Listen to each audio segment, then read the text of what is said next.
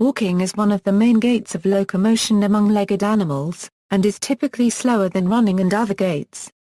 Walking is defined by an inverted pendulum gait in which the body vaults over the stiff limb or limbs with each step.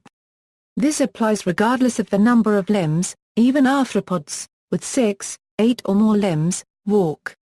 In the United Kingdom and Ireland, the term walking is used to describe both walking in a park or trekking in the Alps. However, in Canada and the United States the term for a long, vigorous walk is hiking, while the word walking covers shorter walks, especially in an urban setting. Difference from running. See also, jogging. The word walk is descended from the Old English walken to roll. In humans and other bipeds, walking is generally distinguished from running in that only one foot at a time leaves contact with the ground and there is a period of double support.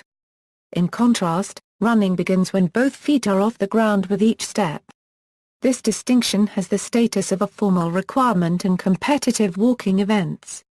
For quadrupedal species, there are numerous gaits which may be termed walking or running, and distinctions based upon the presence or absence of a suspended phase or the number of feet in contact any time do not yield mechanically correct classification.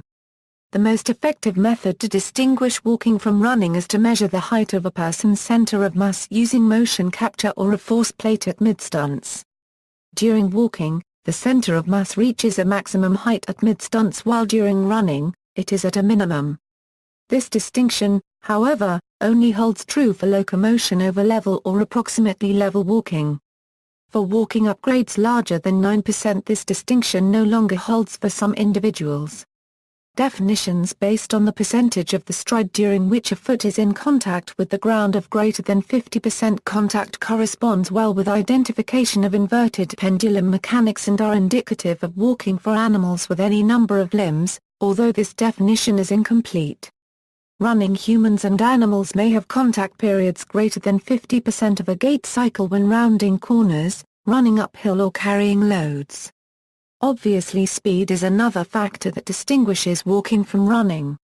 Although walking speeds can vary greatly depending on a multitude of factors such as height, weight, age, terrain, surface, load, culture, effort, and fitness, the average human walking speed is about 5.0 km per hour, or about 3.1 miles per hour. Specific studies have found pedestrian walking speeds ranging from 4.51 km per hour to 4.75 km per hour for older individuals and from 5.32 km per hour to 5.43 km per hour for younger individuals. A brisk walking speed can be around 6.5 km per hour. Champion racewalkers can average more than 14 km per hour over a distance of 20 km. An average human child achieves independent walking ability at around 11 months old. Health benefits of walking. Regular, brisk exercise of any kind can improve confidence, stamina, energy, weight control and life expectancy and reduce stress. It can also reduce the risk of coronary heart disease, strokes, diabetes, high blood pressure, bowel cancer and osteoporosis.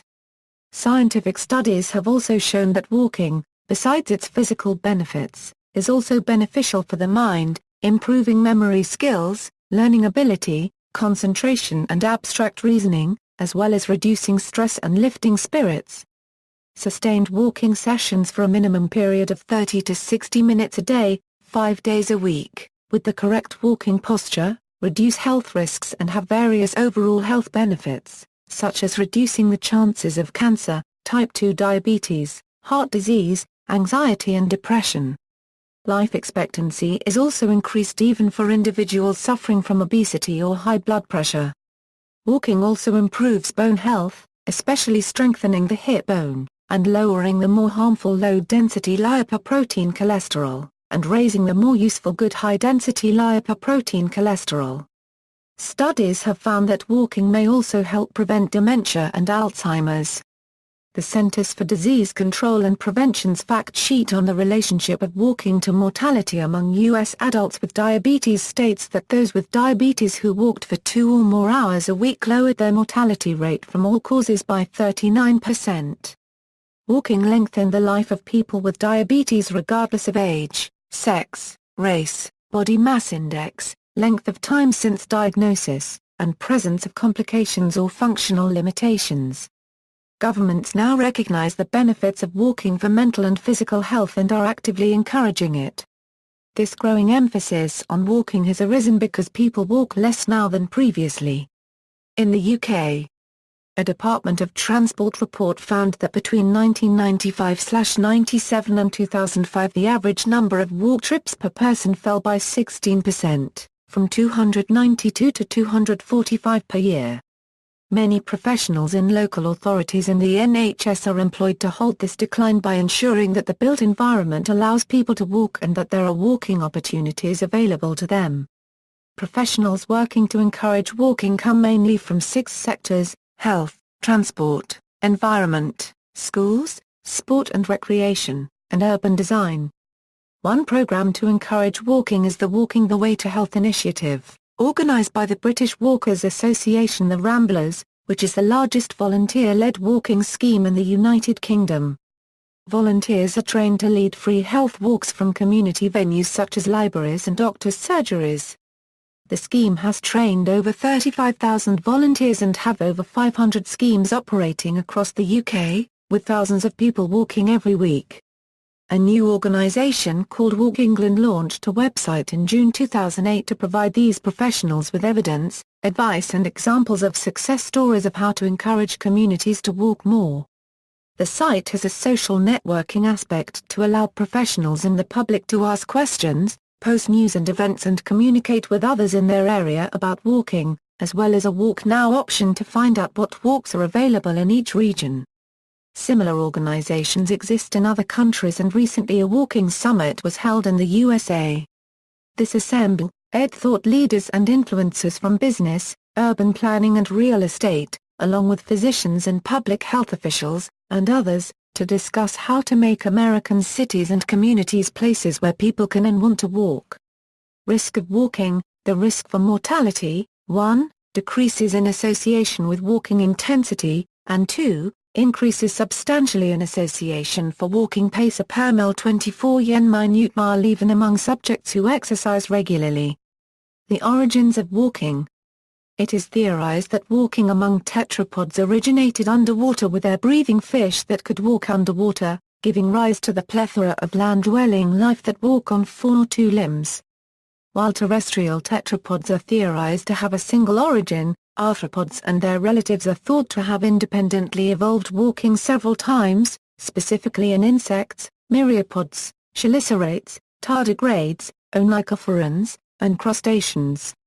Judging from footprints discovered on a former shore in Kenya, it is thought possible that ancestors of modern humans were walking in ways very similar to the present activity as many as 1.5 million years ago. Variants of walking.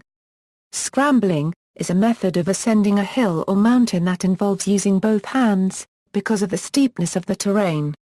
Of necessity it will be a slow and careful form of walking and with possibly of occasional brief, easy rock climbing. Some scrambling takes place on narrow exposed ridges where more attention to balance will be required than in normal walking. Snowshoeing. A snowshoe is footwear for walking over the snow.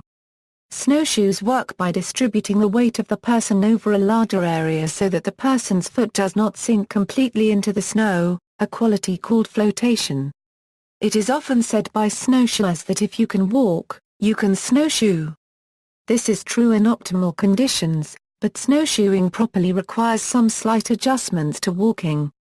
The method of walking is to lift the shoes slightly and slide the inner edges over each other, thus avoiding the unnatural and fatiguing straddle gait that would otherwise be necessary. A snowshoer must be willing to roll his or her feet slightly as well. An exaggerated stride works best when starting out, particularly with larger or traditional shoes. Nordic walking is a physical activity and a sport, which is performed with specially designed walking poles similar to ski poles. Compared to regular walking, Nordic walking involves applying force to the poles with each stride. Nordic walkers use more of their entire body and receive fitness-building stimulation not present in normal walking for the chest, lats, triceps, biceps, shoulder, abdominals, spinal and other core muscles that may result in significant increases in heart rate at a given pace. Nordic walking has been estimated as producing up to a 46% increase in energy consumption, compared to walking without poles. Pedestrianism is a sport that developed during the late 18th and 19th centuries, and was a popular spectator sport in the British Isles. By the end of the 18th century, and especially with the growth of the popular press, feats of foot travel over great distances gained attention, and were labelled pedestrianism. Interest in the sport, and the wagering which accompanied it, spread to the United States, Canada, and Australia in the 19th century. By the end of the 19th century, pedestrianism was largely displaced by the rise in modern spectator sports and by controversy involving rules, which limited its appeal as a source of wagering and led to its inclusion in the amateur athletics movement. Pedestrianism was first codified in the last half of the 19th century, evolving into what would become race walking. By the mid-19th century, competitors were often expected to extend their legs straight at least once in their stride, and obey what was called the fair heel and toe rule. This rule, the source of modern race walking, was a vague commandment that the toe of one foot could not leave the ground before the heel of the next foot touched down. This said, rules were customary and changed with competition. Racers were usually allowed to jog in order to fend off cramps, and it was distance, not code, which determined gait for longer races. Newspaper reports suggest that trotting was common in events. Race walking is a long-distance athletic event. Although it is a foot race, it is different from running in that one foot must appear to be in contact with the ground at all times. Stride length is reduced, so to achieve competitive speeds, race walkers must attain cadence rates comparable to those achieved by Olympic 800-meter runners, and they must do so for hours at a time since the Olympic events are the 20 km race walk and 50 km race walk, and 50-mile events are also held. See also pedestrianism above. Power walking or speed walking is the act of walking with a speed at the upper end of the natural range for walking gait, typically 7 to 9 km per hour.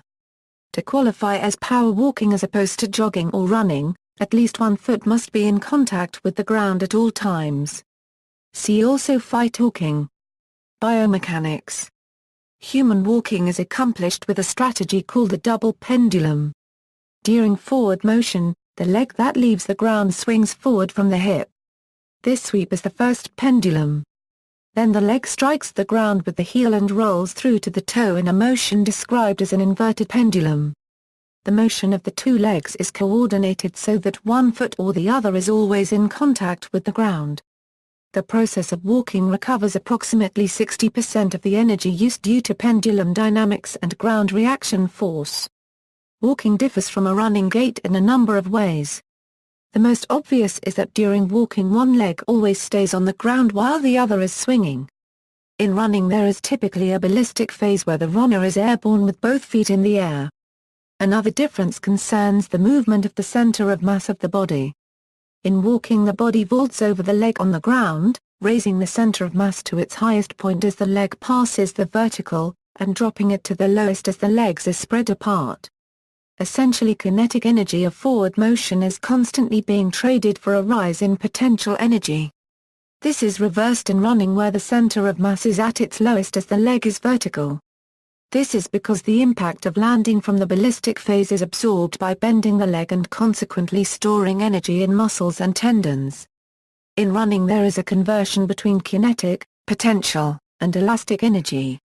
There is an absolute limit on an individual's speed of walking due to the upwards acceleration of the center of mass during a stride. If it's greater than the acceleration due to gravity, the person will become airborne as they vault over the leg on the ground. Typically, however, animals switch to a run at a lower speed than this due to energy efficiencies. A leisure activity. Many people enjoy walk as a recreation in the mainly urban modern world, and it is one of the best forms of exercise. For some, walking is a way to enjoy nature and the outdoors, and for others the physical, sporting and endurance aspect is more important. There are a variety of different kinds of walking, including bushwalking, race walking, hill walking, volksmarching, Nordic walking, trekking, and hiking. Some people prefer to walk indoors on a treadmill, or in a gym, and fitness walkers and others may use a pedometer to count the number of their steps. Hiking is the usual word used in Canada, the USA and South Africa for long vigorous walks. Similar walks are called tramps in New Zealand, or hill walking or just walking in Australia, the UK and the Irish Republic. Australians also bush walk. In English North America the term walking is used for short walks, especially in towns and cities. Snowshoeing is walk in snow, though a slightly different gait is required compared with regular walking. In terms of tourism the possibilities range from guided walking tours in cities, to organized trekking holidays in the Himalayas. In the UK the term walking tour also refers to a multi-day walk or hike undertaken by a group or individual. A system of well-organized trails exists in many other European counties, as well Canada, USA, New Zealand, and Nepal.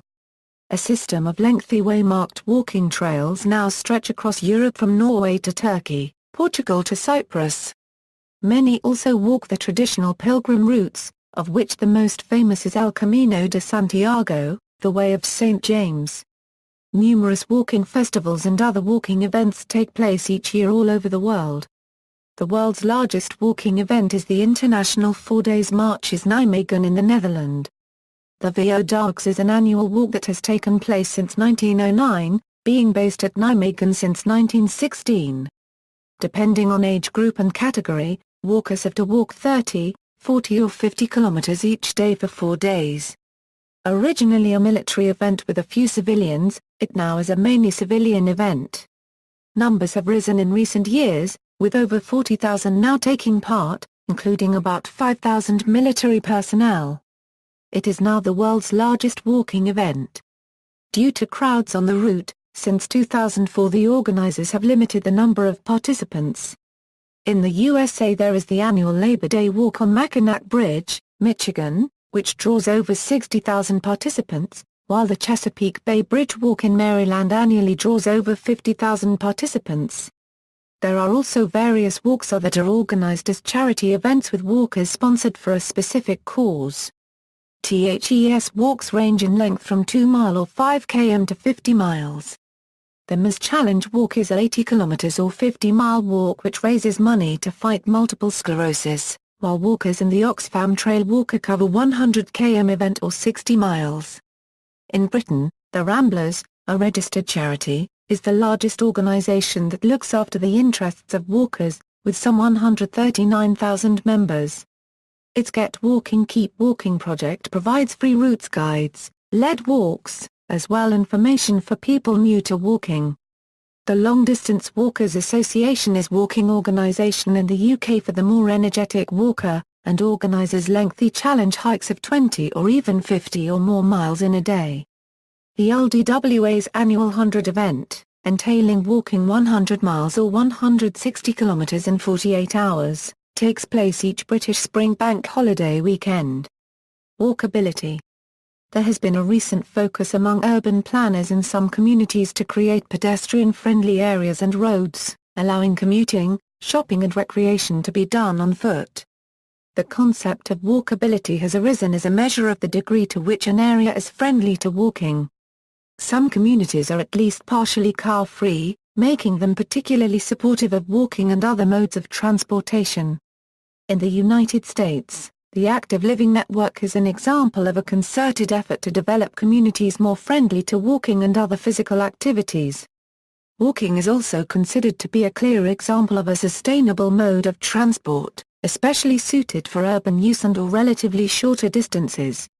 Non-motorized transport modes such as walking, but also cycling, small-wheeled transport or wheelchair travel are often key elements of successfully encouraging clean urban transport.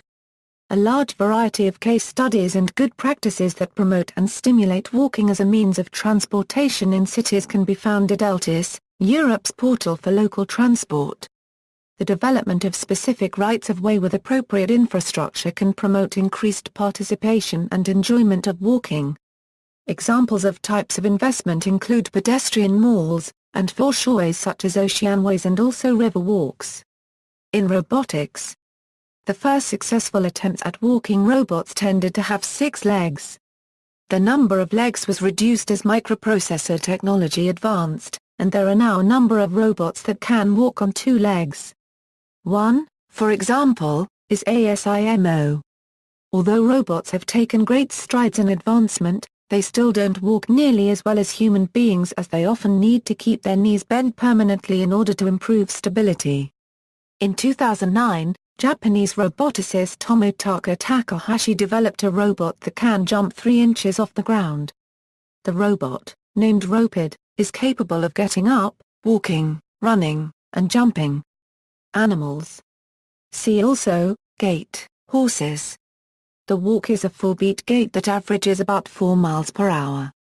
When walking, a horse's legs follow this sequence: left hind leg, left front leg, right hind leg, right front leg, in a regular 1-2-3-4 beat. At the walk, the horse will always have one foot raised and the other 3 feet on the ground, save for a brief moment when weight is being transferred from one foot to another. A horse moves its head and neck in a slight up and down motion that helps maintain balance.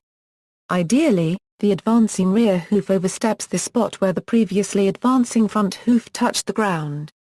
The more the rear hoof oversteps, the smoother and more comfortable the walk becomes. Individual horses and different breeds vary in the smoothness of their walk. However, a rider will almost always feel some degree of gentle side-to-side motion in the horse's hips as each hind leg reaches forward. The fastest walks with a 4-beat footfall pattern are actually the lateral forms of ambling gait, such as the running walk, single foot, and similar rapid but smooth intermediate speed gaits. If a horse begins to speed up and lose a regular 4-beat cadence to its gait, the horse is no longer walking, but is beginning to either trot or pace. Elephants. Elephants can move both forwards and backwards, but cannot trot, jump, or gallop. They use only 2 gaits when moving on land, the walk and a faster gait similar to running. In walking, the legs act as pendulums, with the hips and shoulders rising and falling while the foot is planted on the ground.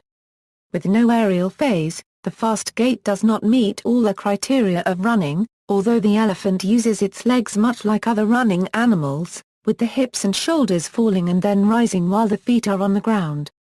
Fast-moving elephants appear to run with their front legs, but walk with their hind legs and can reach a top speed of 18 km per hour.